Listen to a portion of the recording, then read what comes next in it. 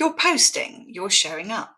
You've tried reels, carousels, maybe even a lead magnet or two, but still no real traction, no new clients, no or not enough sales. And the advice that you keep hearing, you just need to be more visible, get in front of more people, post every day and they'll come. But what if that's not actually the problem? What if the answer isn't more, but better?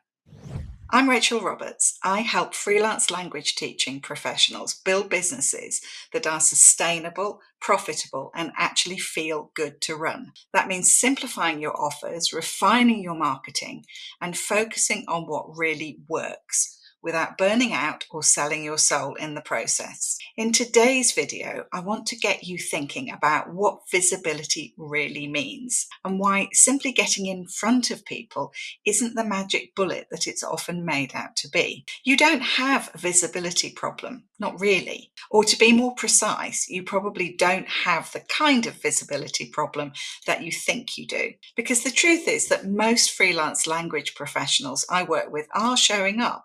They are posting, they're creating content. Some are even on multiple platforms, but they're still not getting the kind of traction or interest that they were hoping for. And the knee-jerk conclusion, well, I just need more eyes on my work, more followers, more traffic, more views. But more visibility doesn't necessarily mean more results. And if the people who are seeing your work aren't the right people, more just means more noise, more pressure, more disillusionment. So in this video, I want to challenge the idea that visibility on its own is the answer, because it's not about getting seen by everyone. It's about getting seen by the right people.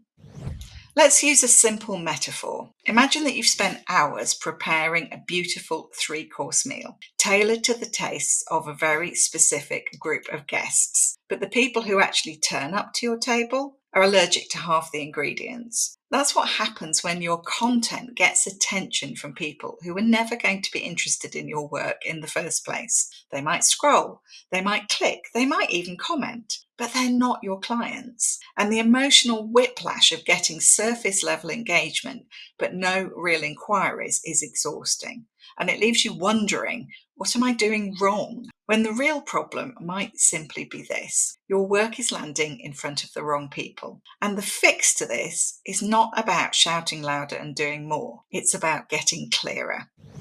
So who are the right people? Let's pause for a moment and define something that we throw around a lot in marketing. The right people, your niche. It's not just about demographics, people who work in HR, for example. It's also not just about their language level. It's about fit, being in alignment with you and the way that you work, and crucially, being ready to work with you. The right people are those who see your content and then they feel seen by it. They know that you understand them and what they need really well. The right people understand the value of what you offer, even if they're not ready to buy just yet. And the right people share enough of your values or goals to feel comfortable reaching out. And this is really important, they're already looking for some kind of help, even if they haven't named it yet. If your audience is full of people who admire you but don't need you or don't think they need you, then you will struggle to turn them into clients. You'll be educating and entertaining, but not attracting those right fit clients. So instead of asking yourself, how can I get more followers? Ask yourself, how can I make it easier for the right people to recognize themselves in what I do?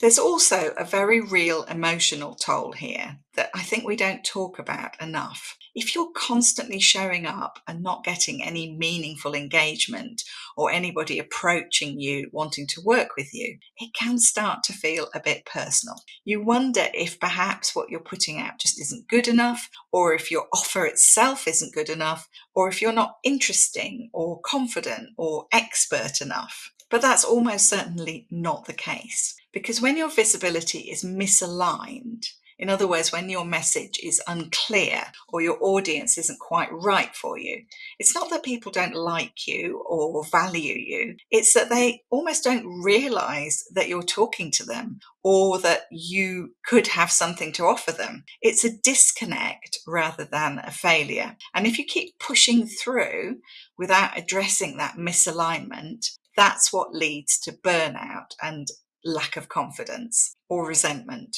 or even just quietly giving up on marketing altogether. So that's why this is so important, not just for the results, but for the way you feel, your energy, your confidence, and the long-term sustainability of your business.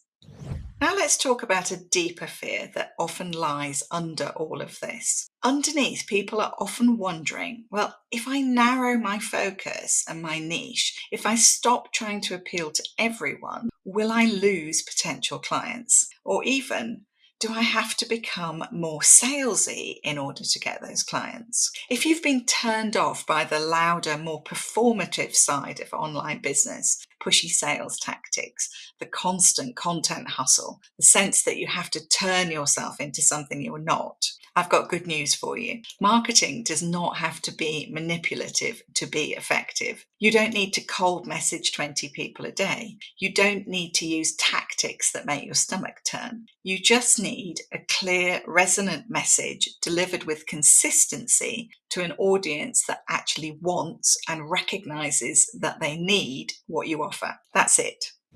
So what does that actually look like in practice? Here are 3 simple but powerful questions to guide your next steps. Who am I really trying to attract? Not just vaguely, but as specifically as you can. What kind of person? What kind of situation are they in? What are they looking for? What have they already tried and failed at? Secondly, does my content reflect their world? Am I naming the challenges that they're experiencing? Or am I speaking in professional teacher jargon and it's not quite hitting the spot? And thirdly, what's the one message that I want them to hear and believe? If your content could leave them with one takeaway, what would it be? These questions can help you move away from just putting out any old content and towards something far more strategic that can help you grow an audience that's not just watching, but actually engaging and reflecting about how you might be able to help them and eventually reaching out. So you don't need more visibility necessarily. You need better visibility. You don't need to be everywhere. You don't need a huge audience. You don't even need perfect content. You just need enough of the right people seeing the right message at the right time for them. And that's how meaningful visibility works. And that's how you start building a business that supports you, not just drains you. In the next video, I'll be talking about what to do when your content gets crickets. Because even with a clear message, connection takes time. And sometimes that silence has something to teach us. Until then, take a few minutes to reflect on who your right people really are and whether your visibility is actually helping them to find you. And if you want my help with this, check the description to find out more about my upcoming 3-week challenge, The Right People Project. Over 3 weeks in July, we'll work through 10 steps to grow your audience with the right people, of course. Thanks for watching, and if this resonated, you know what to do.